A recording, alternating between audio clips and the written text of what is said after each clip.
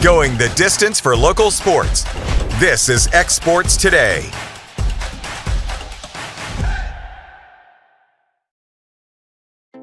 Here at Fields & Brown Barbershop, legacy means a lot.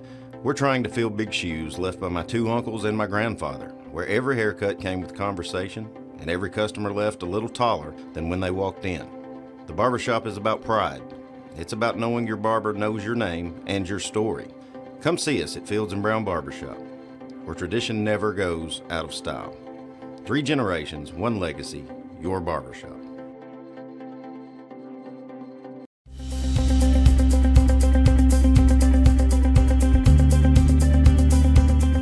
Arctic Air keeps your home or business comfortable. For more than 20 years, we provided outstanding residential and commercial services through southern Middle Tennessee. Whether you need assistance with your heat, air conditioning, preventive maintenance, or anything in between, trust our reliable team to get the job done. We'll take the time to figure out your specific needs and recommend what we believe is right and best for your situation.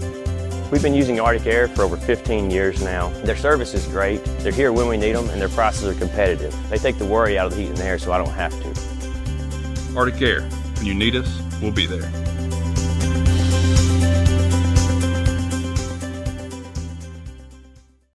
Financial advisor Scott Beasley knows time spent with family is everything.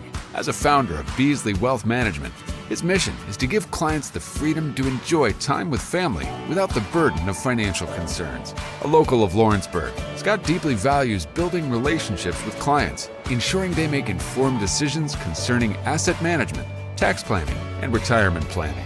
Offering a free initial consultation, Beasley Wealth Management helps clients pursue their aspirations with confidence. A local law firm respected throughout the state. Generations of clients have turned to Boston, Holt, and Durham since 1948. We assist individuals and businesses with their legal needs, including real estate, property closings, personal injury, employment discrimination, and family law.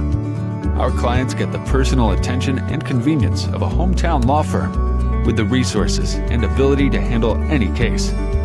Come see us at Boston, Holt, and Durham. Since opening our doors in 1904, Builtwell Bank has existed to be the local economic engine for the communities we serve.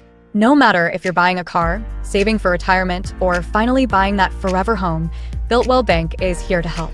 From personal checking and savings accounts to a full suite of business and commercial banking with treasury management services, we'll make sure you'll have a dedicated Builtwell banker that understands your unique needs and stands by you every step of the way.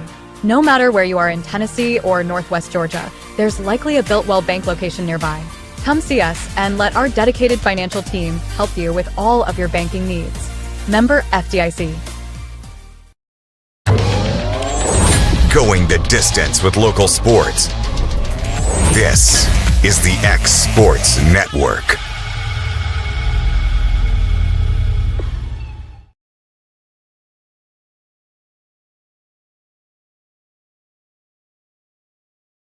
There it is, right there. Next Sports Today, AJ Goodwin, Taylor Plott, and Michael Marks. And guys, week 1 of the college football season is into the books. How are we feeling about our teams after the first Saturday, or our only Saturday in August? Well, I'll just, from a Tennessee fan's standpoint, I think we should be excited. I'm very excited. I mean, my unrealistic Tennessee fan expectations for this season was pretty much what we got on the field Saturday. Like, I thought Saturday went, well, way better than it should have, honestly. I think the defense looked locked in for the most part. There were some injury issues to work on, but hey, a quarterback hit a deep ball and we ran the ball. That was what I expected us to do. Both of those things happened and we did it well. So, yeah, I'm all smiles out of week 1.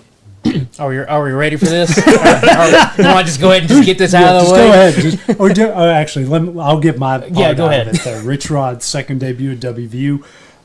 Yep, they covered the spread. It was 40.5. They won 45-3.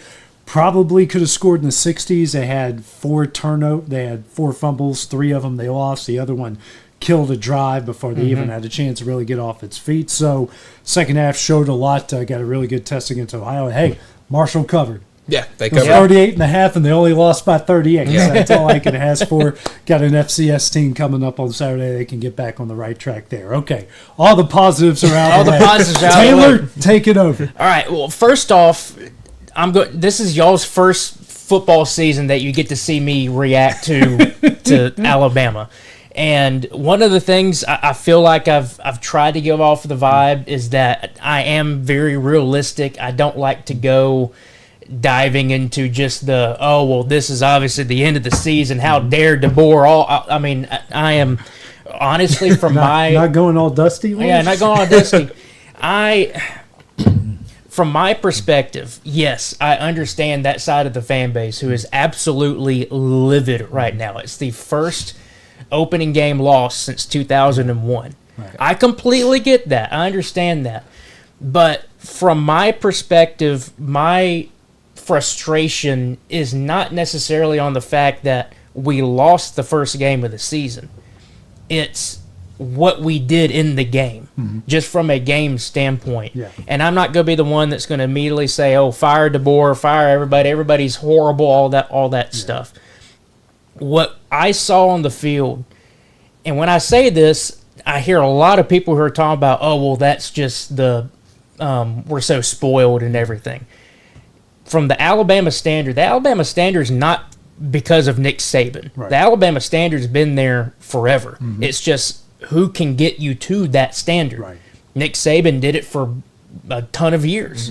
We were, blessed beyond a doubt that we were able to have him. But the standard still remains regardless of who the coach is. And that standard is you give your best effort on that field for 60 minutes, and you want to run through that team, you want to intimidate them, you want to take their pride away, you want to do all those things in order to win the game. And that product on the field did not get that. The first drive looked good. We ran it down their throats. They looked like they were on their heels. And from that get-go, I thought, all right, well, this is kind of the Alabama team that we all expected. That looked good. Florida State response, ties at 7-7. Okay, that's fine. I figured Florida State's going to have a better team this year. I know everybody's dogging on them for last year. They had talent. They just got into a complete funk. And I don't know what it was about that team last year, but they should not have gone 2-10 with what they had on the field. They should not have done that. Something else is going on there. Florida State responds, and obviously we see the train wreck that started happening. And we looked so timid on defense. We looked like we were playing on our heels. The offense didn't really look like it was blocking that well anymore. I don't know what happened, but the effort continually decreased as we went through the game. Flip over to the second half, and we started making a little bit of a comeback. You saw some life, and then all of a sudden you flip it back to the defense, and they're back on their heels again, and Florida State just completely runs it down our throats. Right. Malzahn, obviously being their OC, that was one of my hesitations that I talked about last week. I wasn't really sure what to think about with this game. Yeah. And his schemes, his movement, he makes your defense's eyes move and be like, well, what's going on over here? And what's going on? He confuses you. He's done that with every team that he's been at. I do think he's a better offensive coordinator than head coach. I'll say that. 100%. Yeah. And he just has Bama's number regardless of who the coach is. And he has a lot of people's numbers. People forget that he beats so many other really good teams. He just has a really good scheme.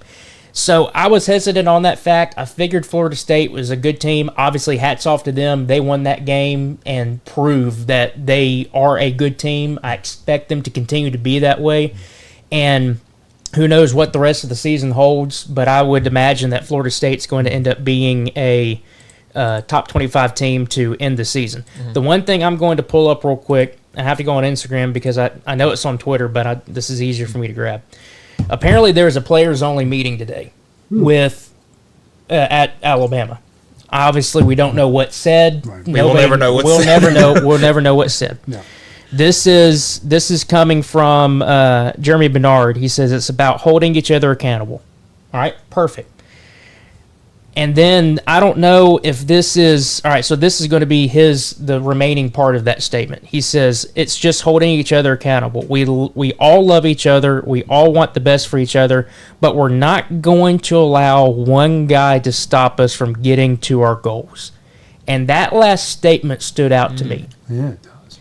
But we're not going to allow one guy to stop us from getting our goals.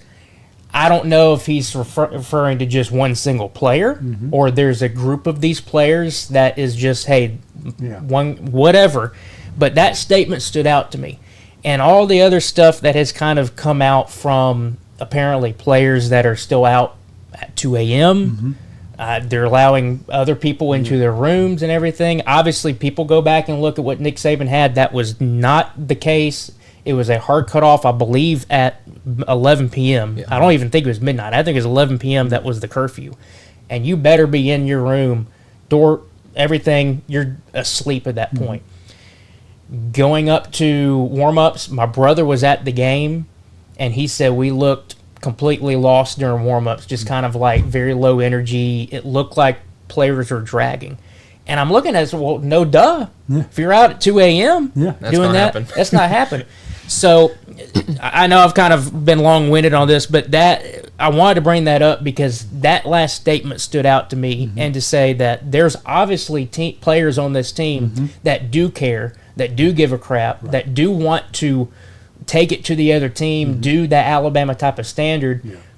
But it looks like game one, we're figuring out that maybe there's some players in there that are just all about the TikToks, all about the still recording TikToks the day after. Still recording TikToks the day after. And I have faith in DeBoer. I know that his offense works. And our offense didn't look bad. It was just our defense gave up 31 points. And there were definitely times I feel like we should have at least scored one more touchdown. We kind of shot ourselves in the foot. 2 of 5 on 4 down. Fourth down, 6 of 17 on 3rd down. So we should have scored more. But just to wrap up my rant, if you will, I have faith in DeBoer. I have faith in this team. I'm not one of those Bama players or Bama fans who are just going to bash this team, say, oh, the whole season's over now. It's one game. It's the beginning of the season. You went to Florida State, and this Florida State team is a good team. And they're going to be top 25 to finish the season, and they're going to make it to a bowl game, and they're going to redeem themselves from the 2-10 season. You just came out flat-footed. You see some issues, fix the issues, and apparently the players, game one, after having a players-only meeting after that first game, that speaks volume to me to know that there are players on that team who do want to hold that standard, and they're trying to hold each other accountable. We'll see what happens. I mean, there's plenty of lack of effort videos that we saw.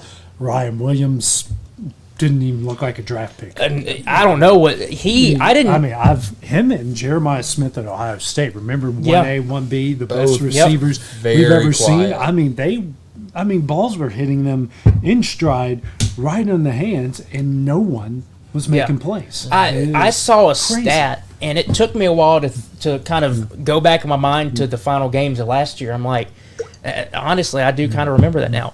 I can't find it, but I'm just going off of what I remember. But the stat is something along the lines with Ryan Williams, where he has had less than 5 catches, less than 100 yards, and less than 3 touchdowns in the past 5 games.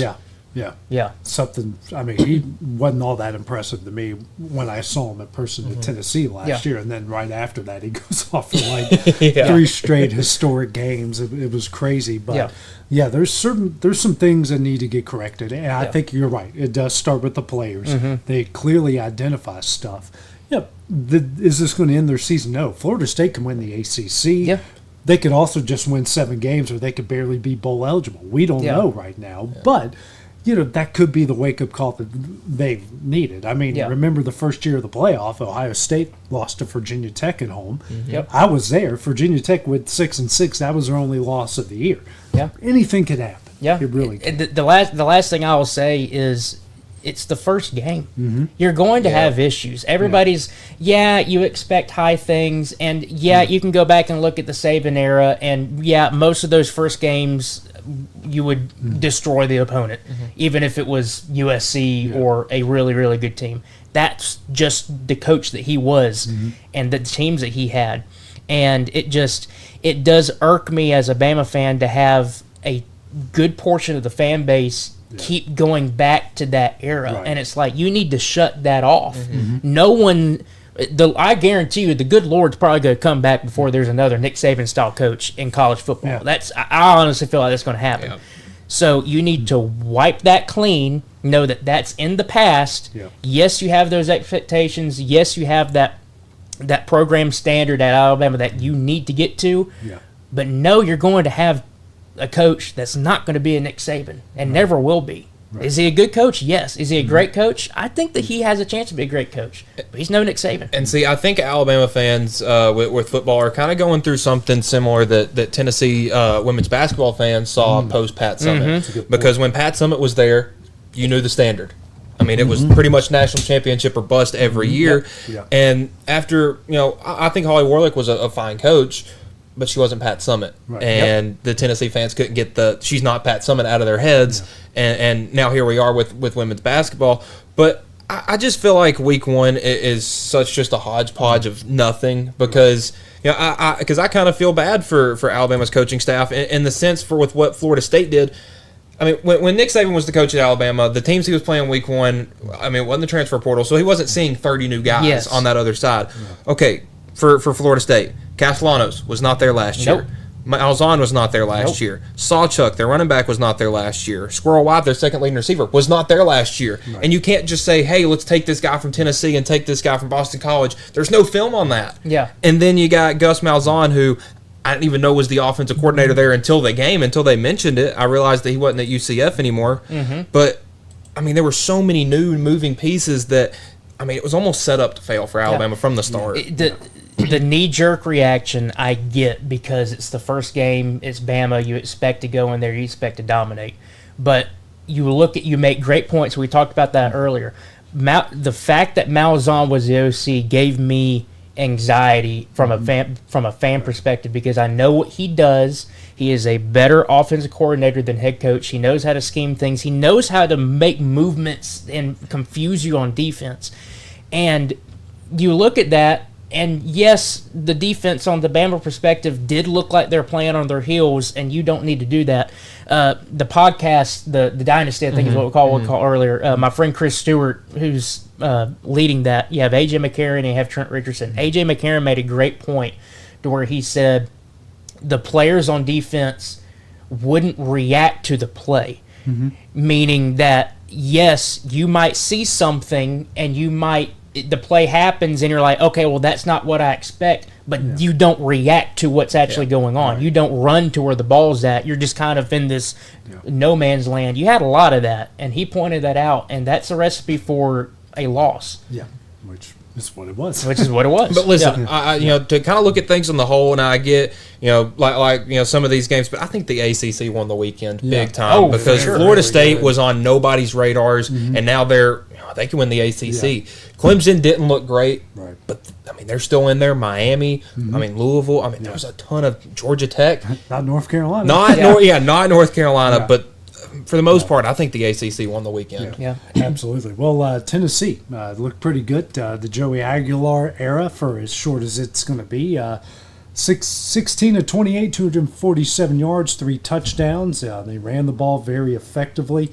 Offense looked pretty good. Did have a turnover, but the defense did force 2 turnovers, just a hair under 500 yards, Mike, and moved the ball around. Tempo was good. They saw some different formations, saw some bunch, some double tight end situations, and I think Aguilar looked really comfortable in that offense. Yeah, I was nervous coming into the game because I'm sitting there with my buddies and it's like, dude, Joey's gonna throw a pick on the first drive, and I'm like, don't. I was, because you just hear of all the horror stories of Tennessee over the past 15 years, and I mean, listen, 16 to 28 isn't the greatest completion percentage, but we had some drop problems early in the game. But I think for the most part, man, I mean, it was a complete team victory. And the two biggest things are these two stats right here. Joey Aguilar did not throw an interception, and he did not get sacked. I think that was huge, keeping him upright because there were some injuries along the offensive line going throughout that game.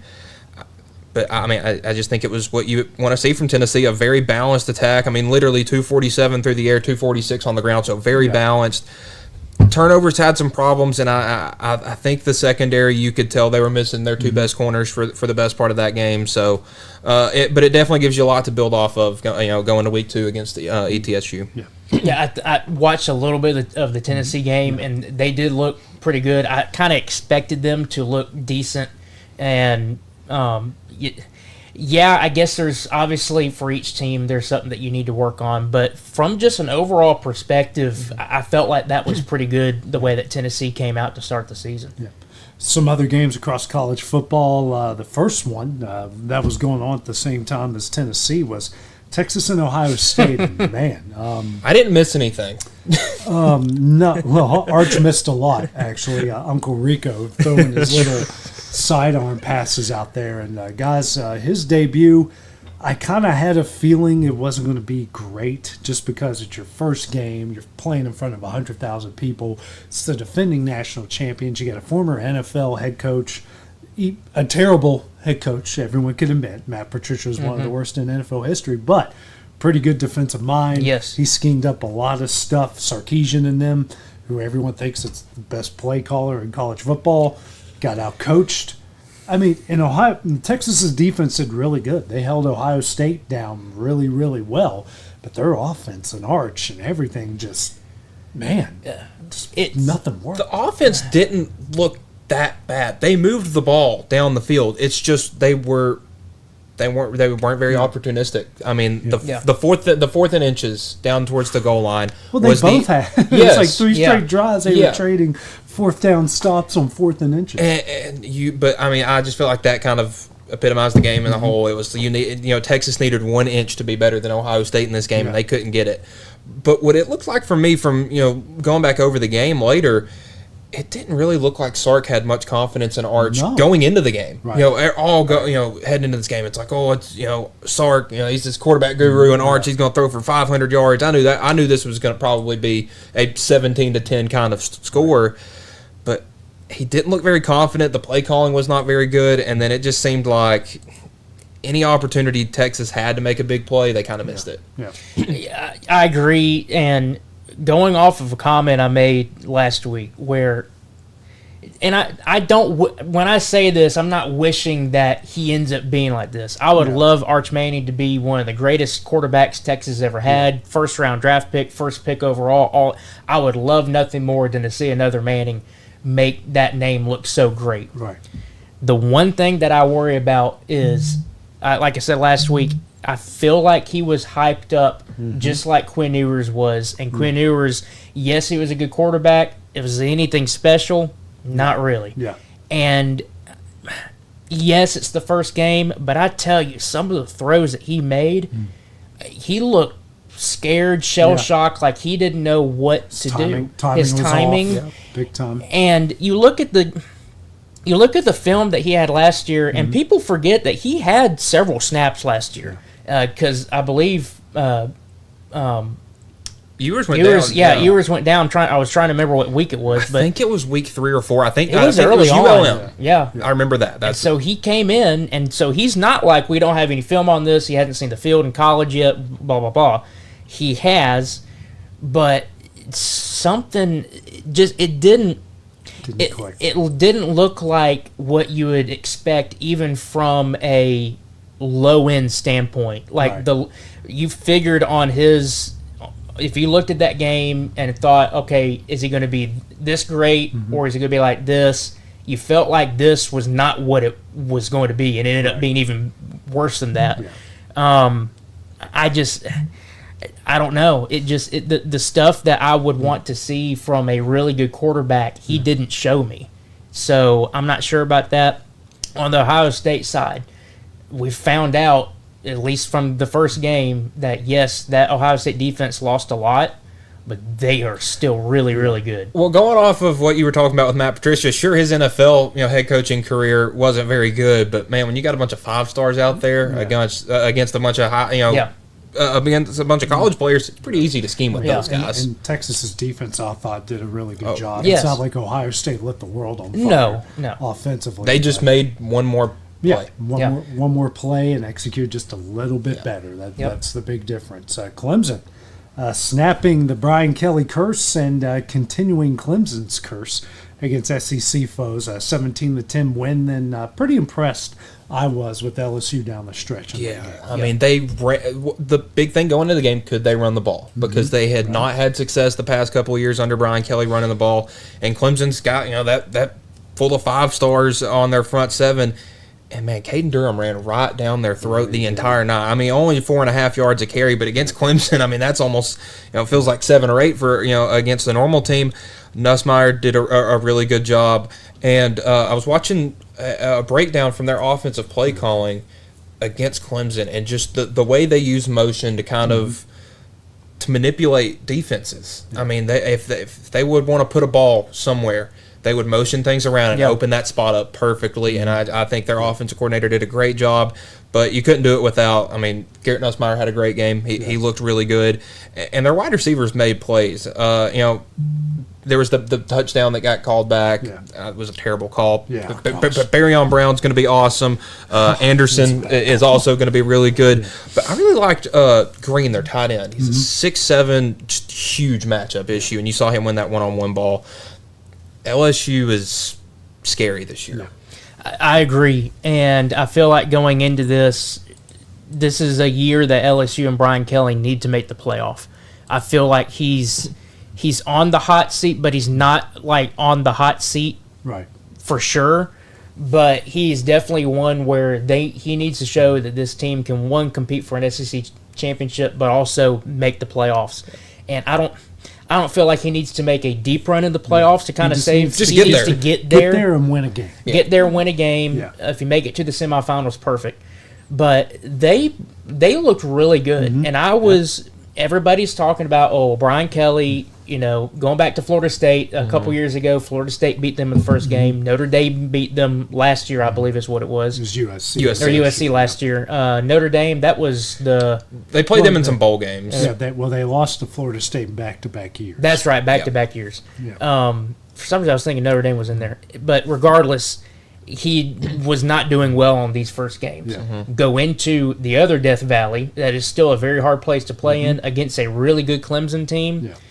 That impressed me, and they looked really good. And I would, if I had to pick teams in the SEC to kind of be an early title contender, LSU's now bumped up into that spot. Yeah. I wouldn't be shocked if it's between Georgia and LSU to end the year. Yeah, I was about to say, I have them 1A and 1B right now. Yeah. Moving ahead to Sunday, guys, Miami looks like they're kind of reversing a little bit. That was a great game, especially in the second half, fourth quarter. Notre Dame makes the comeback, but Miami just makes one more play than the Irish did, and that's a really good win for a lot of people who it's a half hyped, half hating against Miami, and they come away with a good win there on Sunday. Carson Beck looked like good Carson Beck. He did. And my question would be, how long is that going to last? Because he's proven he can be good, but he can be streaky with his goods. I think the big story of the day with that is Mario Cristobal actually winning a big game. Right. And winning one where you started thinking, okay, here they go again. Miami's going to lose this lead. Notre Dame's going to come back and they're going to steal and win. And Notre Dame makes that comeback. What does Miami do? They cut it off right there. And I was impressed with how they looked. I felt like that they were going to be a good team. My question was, is this going to be another overhyped Miami team? And it still could be, but from the first game, I'm kind of on board with they seem to be going with the hype that they were given. Yeah, I think Miami won this game more than Notre Dame lost it. I mean, you look at both of Carson Beck's touchdown passes, the one-handed catch to C.J. Daniels, and then the one he kind of dropped in there to Tony. Both of those could have been picks easily. Right. Yeah, I think it was just Miami's guys going out there and making plays. But for Notre Dame, I think C.J. Carr's the guy. I mean, he looked – I was a little curious, with the way Mike Denbrock called that game, because he has two of the best running backs in the country and didn't really use either one of them. But he was confident with his quarterback and letting him throw it around the yard. And for a true, or well, not a true freshman, but a redshirt freshman to go into a pretty hostile environment that I didn't know Miami could put up out there at Hard Rock. I guess since they thought it was Sunday, they thought the Dolphins were playing or something. But goes out there, puts up 220 yards and 2 touchdowns.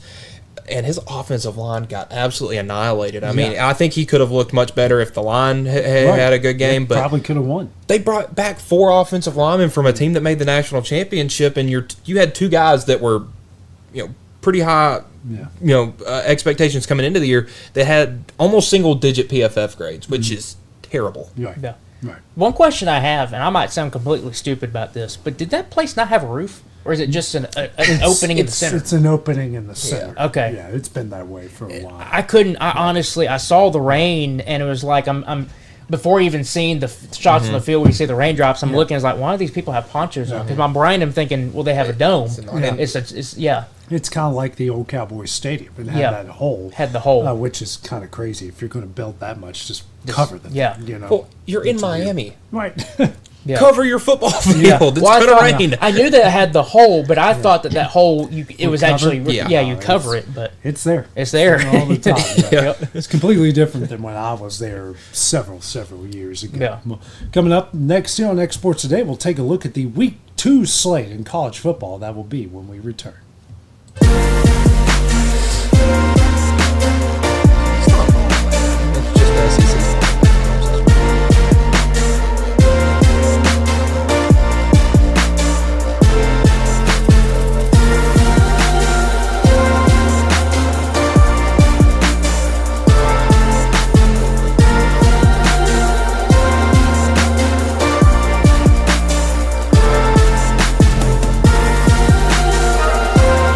At C&B Linen, fast, friendly, and reliable service is our promise to you. Because you're not just a customer, you're family. From multi-use linen to branded floor coverings and a complete range of cleaning supplies, C&B Linen is here to make sure you have everything you need. From our high-quality products to our fast, friendly, and reliable service, you'll experience the difference with C&B Linen. Because you're not just a client, you're part of our family. You'll be winning with C&B Linen.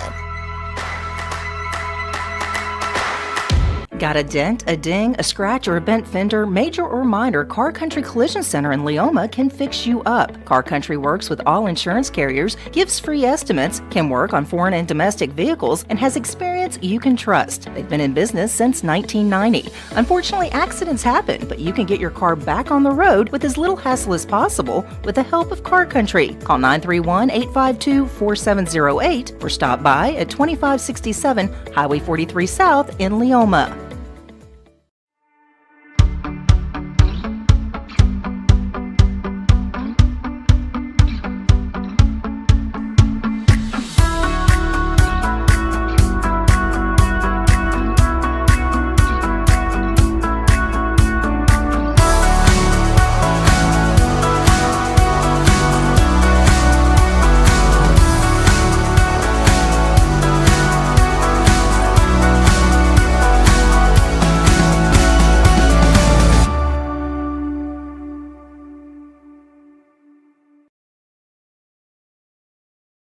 Hey everyone, this is Landon Saunders. And this is Nate Patterson with Cloud9 Fiber. We're excited to finally be able to offer Lawrenceburg our blazing fast, reliable, and affordable fiber internet services. If you're looking for a more reliable and more affordable provider, we at Cloud9 Fiber have you covered. Plans start at $50 a month, and we can offer up to a gigabit to your home or business. We are excited to be able to offer your first month of service entirely free. We encourage you to sign up on cloud9fiber.com or by calling 931-201-9098 so we can help you make the switch today.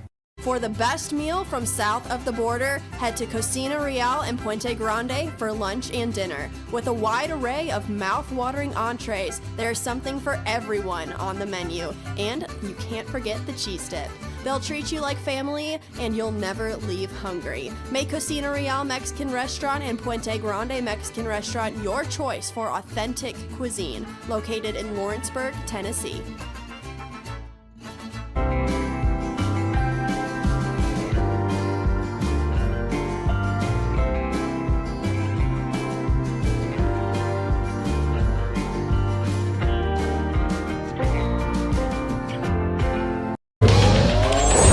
Going the distance with local sports. This is the X Sports Network.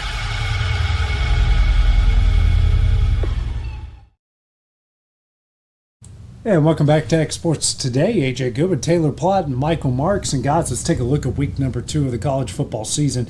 Obviously, the big one, I think it's our only ranked matchup, ranked versus ranked, coming up this coming week is Michigan. Got to go to Oklahoma. So we got another, is this our first Big Ten SEC test, or is there one I'm missing?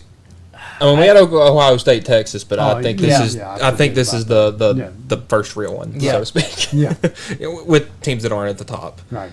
But I think it's a very interesting matchup because obviously, I mean, we saw Michigan and New Mexico play this last week. Bryce Underwood, I mean, only threw for 250 yards, but compared to what Michigan was getting last year, I mean, that was like 1,000 yards. That's like 3 games worth right there. Boom, boom, boom. But Oklahoma really confused me with the way they kind of called the game with Illinois State. That was an FCS opponent, and what do typically SEC teams do against the FCS opponents? They run the ball.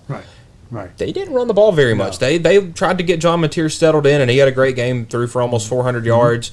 But I think we're going to see some clash of styles. You know, how is Oklahoma's run game going to fare against Michigan's defense? How is John Mateer going to face against Michigan's defense, who has been really good at shutting quarterbacks down? And we get it at a very good site. You know, Norman's, it might not be the biggest stadium capacity-wise, but that place is loud, and it's got big game feel written all over it. Yeah. I feel like that this is, if you had to circle, obviously Oklahoma and Texas, that's going to be a game both of those teams circle. But if you had to circle a game that Oklahoma was like, we need to win this one, I think this is definitely one of them. And I think this is, I could be completely wrong with this, but I do feel like this is a year that Oklahoma is going to, if there's going to be some rumors like Oklahoma's back or anything, this would be the year. Feel like this would be the year. This is the game you got to do. And this is the game you got to do it. And if they win this one, regardless of how they win it, if they win it, I feel like that's a good sign for them. But if they dominate this game, and you're looking at like a 35-14 victory over Michigan, I'm starting to kind of come around with the fact that, okay, this Oklahoma team is for real this year. Let's just see how it progresses. Yeah, and I think this has the writings for Oklahoma to completely wear Michigan out. I mean, their offense was moving up and down the field all night. They have talent everywhere. I just don't know how much Michigan really got back from that team last year in sense of the way they played, the last couple of weeks, the Ohio State game, the Alabama game, how much of that they can carry into this game, because they're going to need that if they want to beat this Oklahoma team. But I'm really curious to see how these two quarterbacks fare, because both Michigan and Oklahoma, despite, what you may believe, these are two defensive teams. Brent Venables, Sharon Moore, I mean, this is Michigan. This is going to be a defensive matchup. It's going to be an ugly one on the scoreboard, but if one of these teams starts getting in a groove and starts lighting up the scoreboard, it could be really telling. Yeah. And also, let's take a look at the whole slate, guys. Starting with Friday, an interesting one. The other three, a couple FCS versus FBS, and then you got Northern Illinois and Maryland. But I think James Madison and Louisville on Friday is very, very interesting because, James Madison, they're one of the sneaky favorites to be the group of 5 representing the playoff. Sunbelt favorites. Louisville kind of under the radar, but it's one of those every other year that could do something. Right. That could be a really good game for James Madison to sneak in a Power 4 win, or it could be a way for Louisville to kind of prove like, hey, we're the real deal this year. Yeah. I think this is a perfect game to do that because, like you said, JMU, I mean, it feels like they sneak in every once in a while and knock an ACC team over. And Louisville didn't look too great last week. They played Eastern Kentucky. The quarterback play wasn't what Louisville would like to have with Miller Moss. But NIU and Maryland looked pretty good last week. I mean, I get it's Maryland. It was against the FAU. It wasn't blowing the world away, but their quarterback Washington, he was a true freshman, 27 of 43, over 250 yards, had a good game.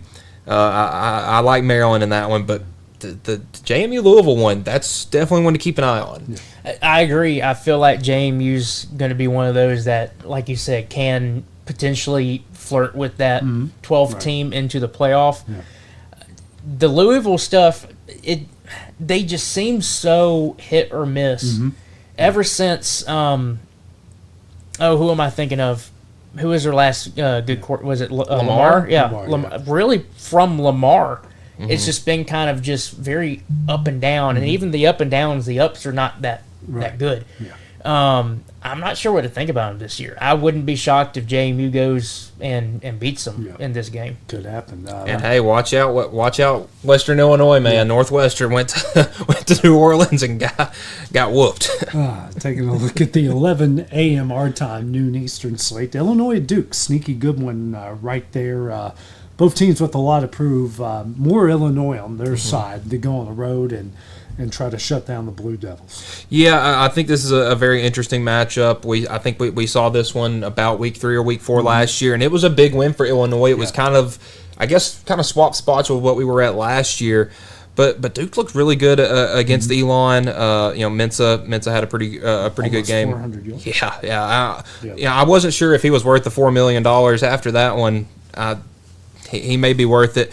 But I'm just kind of confused a little bit around all the Illinois hype. Now, obviously, Luke Altmaier had a pretty good game, but their offense isn't anything that's going to run you off the field. They're a Big Ten team, and they play Brett Bielema ball. They're going to run it down your throat and throw when they have to. I don't necessarily see as much hype. I think it's a very fair spread at Illinois -3. Who did Illinois play the first game? I think it was Eastern Illinois. Eastern Illinois. Okay. It was a Friday night butt whooping. That's what I was thinking. I just couldn't remember who exactly they played. I will still go on to the boat of, I don't know what it is, but Brett Bielema, once he gets to this point in his tenure at some place, when he gets his guys, usually makes a big jump. And he has proven he can be a really good coach. Yeah. I know that he's still a really good coach. I'm still kind of somewhat on that mindset that, I get that there could be some lackluster stuff. And again, we're going off of week 1, and everybody's going to have some lackluster, most likely. I still feel like Illinois can be a sleeping dog in the Big Ten. And by the time we get towards the latter part of the season, I still would not be shocked to see if Illinois is within arm's reach of maybe flirting with the Big Ten championship. I kind of want to see what the AP would do with them after a loss. Now, not saying to Duke or anything, but just because they've got this big, this low number next to their name, 11. Yeah. And so it feels like they're kind of set up to already be put into a playoff spot. I'm wondering if the AP respects them, or if this is a team that's like, we think they're pretty good, so we'll put them at 11. But as soon as they lose, man, drop them to like the mid-20s. It could be, and honestly could be. I mean, you saw what they did with Alabama. They went from 8 to 21, and obviously I feel like that's very warranted. But you make a good point. I don't know if this is that they are actually still very much because on that's the hype thing. with Illinois. They can just slowly win games throughout the season, and before you know it, they're like number 6 in the country, and you're like, what's going on here? Right. The thing that I worry about, and going back to last year, is if you have teams like, let's say Illinois ends up pulling in Indiana, where they look really good. I don't know what Illinois' schedule is, if it's something similar, but let's just say Illinois kind of goes through this and is looking good, and then they finally have a test like Indiana did against Ohio State, and Ohio State just completely took it to them. Right. And now you've had a so-called top 10 team, probably not really a top 10 team. They got a rough schedule, man. They got their first 7 games before that. Their first bye week is the 3rd Saturday in October. Wow. Who do they got to start? Western Illinois at Duke, home versus Western Michigan, at Indiana, home versus USC. So that was a good one to get at home. At Purdue versus Ohio State, and then a bye week. So once we get to that bye week, I think that's going to be very telling on how really good this Illinois team is. And it's not like their schedule's top heavy or anything, because they got Washington coming out of the bye week. I think Washington's going to be a really good team. Rutgers, another bye week. Maryland, who could be pretty good, and then Wisconsin and Northwestern. So, I mean, they have a fairly manageable schedule. I'll say that. So that's just going to be my question: is are we looking at another so-called Indiana? I don't think so. I think Illinois actually is a legit good team. But you make a really good point where they're at that 11. Is that going to be like you're there for now, but you lose one and you're going to be dropping fast, or you lose one and we drop you just a few spots? Yeah, because their schedule's kind of set up where they can lose that game to Ohio State and still have those 5 games to come back from afterwards. Yeah. They could be undefeated going to Ohio State and be like a top 16, top 7 team, and then Ohio State, and they might drop just back to 11. Who knows? Another game, the 11 a.m. slate, one of my favorite of the year, Iowa and Iowa State. And Iowa State rolling guys, Iowa, we just don't know. You never know with that bunch what's going to show up week in and week out, and that's it's certainly going to be an interesting one there in Iowa. No, they're in Ames. Yeah, it's at Ames this year. I think I love this game too. I love our early season matchup between 2 teams in the same state that are in different conferences. But man, Rocco, I was cautious of Iowa State this week. Yeah. You're coming home off of a game in Ireland against a conference opponent. You get a big dramatic win, and then you host the FCS's number 3 team in South Dakota, and you destroy them. I mean, it wasn't even competitive. And Rocco Beck was, I think, 19 for 20. Looked awesome. And again, with Iowa, they're one of those teams kind of like the Oklahoma States where every once in a while they could have a pretty good team. I think this game would be really cool if Iowa ends up being a pretty good team. But as of now, I mean, this could be a very good game for the bunch of names. And it could be. And one of the questions I have is, who's this Iowa? Are we looking at a offense like last year where it's just we might score 15 or 16 points or something? I'm still on the board with Iowa State. I feel like that this is a year where they have a really good team. They're going to prove it. The only question is, when's that one game going to happen? Because there's always been that one game where you feel like they need to really win that to make the jump to a Big Ten championship, or in this case, make it to a playoff. And so far, they seem like they can't really get over that hump. So. And they have a couple of those on this schedule. They got Indiana going into a bye week. You got Penn State. You got Oregon at home against Oregon coming out of a bye week. It's an interesting schedule, but Iowa is still Iowa. They had 3 guys with more than 12 carries, and their quarterback threw for 50 yards. So that's the Iowa offense. It's Iowa football. It's Iowa game if I've ever seen it. We do got some conference matchups in the ACC, Virginia, and NC State. The SEC, we got a matchup. Ole Miss at Kentucky, and Ole Miss with a lot to prove. Kentucky actually looked pretty decent, taking care of business against Toledo. A game a lot of people had Toledo the chance to win it. So we got some conference stuff to look forward to, guys. Well, I mean, nobody saw anything coming out of Kentucky at Ole Miss last year, and look what we got. So, I mean, nothing will shock me. It's really weird with Kentucky because they had 2 last year, but they usually have 1 or 2 game every year where they're not supposed to even be in it. And you turn it on in the fourth quarter and it's 14-10 and they have the ball with 3 minutes to go. And you're like, what's going on? I don't see this being that one. Austin Simmons looked pretty comfortable for Ole Miss. So I don't think we're going to see a repeat of last year. But, yeah, I do think some of these conference games are pretty interesting. Virginia and NC State, how is NC State going to handle coming off that pretty dramatic, win against ECU, and then Virginia kind of just trying to find their footing, see if Tony Elliott can save his job. Remind me when that Kentucky game last year was towards the end. It was pretty early in the year. Was it it was early? week 3 or 4. It might have been their first conference game. It was about week 4, week 5-ish. Okay. It was relatively early in the season. But not as early as this one. No, right. Yeah. Right, not as early as this So one. that's what I was going to go off of, is I feel like this one probably favors Ole Miss a lot more, because I feel like Kentucky, there's still a question mark by them. Yeah, it's Toledo. Toledo is a good MAC team. So, yeah, you could probably go and say, hey, Kentucky actually kind of maybe proved a little bit on that one. But I don't see them doing a performance they did last year this early in the season against an Ole Miss team in Lane Kiffin. It feels like a Big Ten versus an SEC team, because Kentucky, they're not going to do anything too fast. And, I think this is a game where Lane Kiffin's going to show you how fast his team really can move. And it's a road test in an environment that's not going to be terribly tough. I think this could be a coming out party for Ole Miss. Some other games in that 2:30 slate, Kansas at Missouri. That's certainly going to be one to look out for. And take a look at some of the other games on the schedule. South Florida at Florida. Watch out, Gators, after what South Florida did the Boise State. You mentioned it, Mike. First ever meeting between Arkansas State and Arkansas, which very interesting. Yeah, very, very interesting game. See if Butch can finally beat Arkansas, because he sure didn't do it when he was in Knoxville.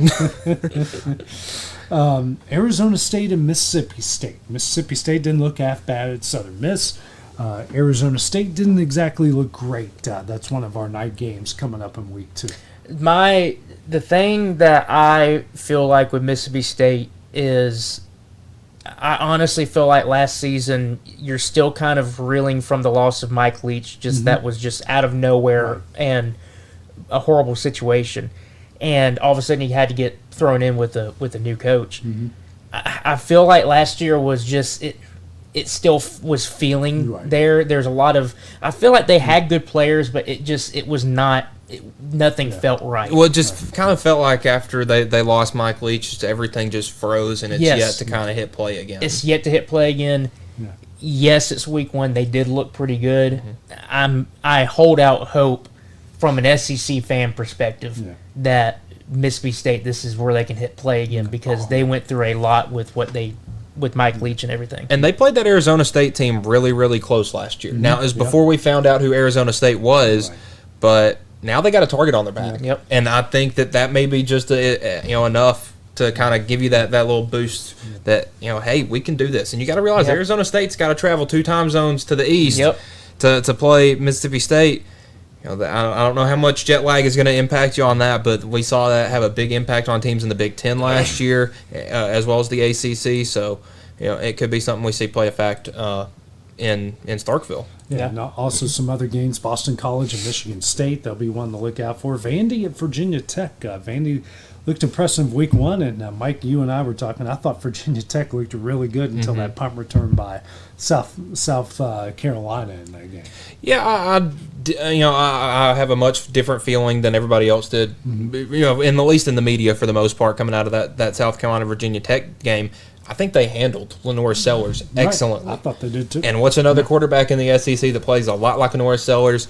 Diego Pavia. Now, the problem is Diego Pavia is about 6 inches and 40 pounds lighter than Sellers. Half a second slower on his 40 ton. Yeah, but, I mean, Vandy plays with a lot of swag. They play with a lot of confidence. I don't know how, if Virginia Tech will be able to rattle them, but if there's a game to do it, it's a night game at Lane Stadium, and they got to enter Sandman Rock, and it's hard to win there. Ever since the Bama game last year, and really I felt like I've been this way with Vandy for a while, is just I don't know what to expect from Vandy. I'm just going to watch and see what happens. If they're good, they're good. If they're bad, they're bad. Some other games, guys. UCLA and UNLV, that's at 7. We'll see if Nico can rebound. Probably not. Well, I mean, that's a great defense to practice on. Yeah. And Stanford at BYU. So those are the games. Nightcap, I think BYU more than likely should win that game. But we also have week 1 of the NFL season coming up here. And Thursday night, certainly an interesting one, guys, with the Cowboys and the Eagles. The Cowboys, just pull the Cowboys. Can't get everyone's mind off of them this past week with the Micah Parsons trade. And and they got to go to the defending Super Bowl champions. Yeah, they weren't talking about him just enough. Maybe losing Micah Parsons for the Cowboys is kind of similar to what the Red Sox did with Devers. At the time it looked like a stupid trade. Why are you getting rid of your best player? But maybe it's something that had a little bit of a locker room impact. I'm not sure, but I mean the Eagles are a buzzsaw, and I feel bad for anybody who gets caught in their way because they're good. Yeah, they're really good. I would anticipate that Dallas is going to run through that buzzsaw, and my question is just how bad is it going to be? Yeah, absolutely. And we actually have a Friday night game. It's in Brazil. The Chiefs against the Chargers. And that's right.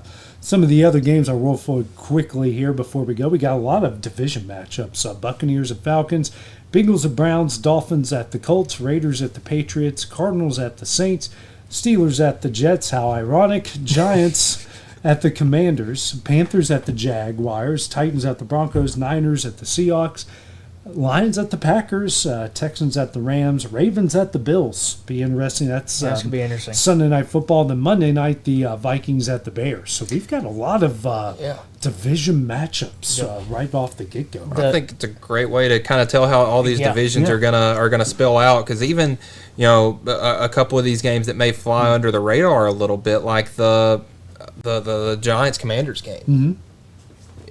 Did the Commanders still have it? That was what I was about to say. Is the team? If I had to pick a team that was like, I'm watching this team to see what they do this year, it is the Commanders, because I still feel like Jaden Daniels.